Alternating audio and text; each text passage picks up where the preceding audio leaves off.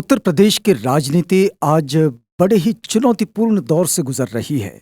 Mafia don Atiq Ahmad की media और police की मौजूदगी में हत्या कर दी गई।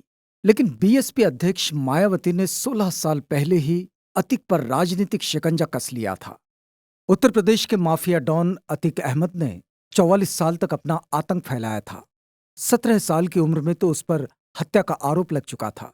इसके अलावा रंगदारी वसूली उसके लिए सामान्य चीजें थी।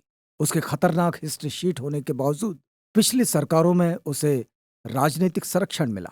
इसी संरक्षण का नतीजा था कि वह 1995 के गेस्ट हाउस कांड में मायावती पर हमला करने में भी नहीं चूका।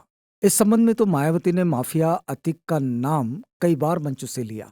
उन्होंने बताया कि अतीक ने ही उन्हें मारने की साजिश रची थी। मायावती ने गेस्ट हाउस कांड के कई आरोपियों को माफ कर दिया था, लेकिन अतीक अहमद को नहीं बख्शा था।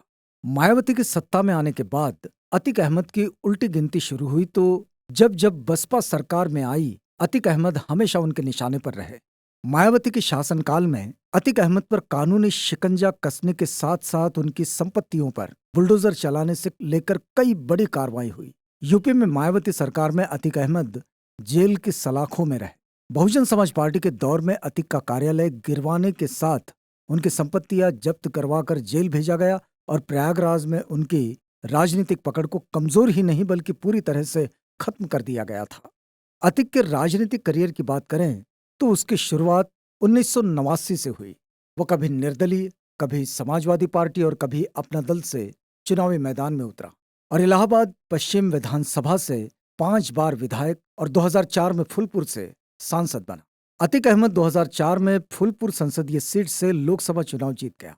इसके बाद खाली हुई प्रयागराज शहर पश्चिमी सीट पर 2004 में उपचुनाव हुआ। इसमें बहुजन समाज पार्टी की टिकट पर राजूपाल जीत गए। यहीं से इस सीट पर चुनावी रंजिश शुरू हो गई। एक समय तक बाहुबली अतीक के दबदबे वाली इस सीट पर बहुजन समाज पार्टी का झंडा अतीक खानदान को बर्दाश्त नहीं हुआ। अतीक अपने भाई अशरफ की हार को बर्दाश्त नहीं कर पाया और 25 जनवरी 2005 को बहुजन समाज पार्टी के विधायक राजूपाल की हत्या कर दी गई।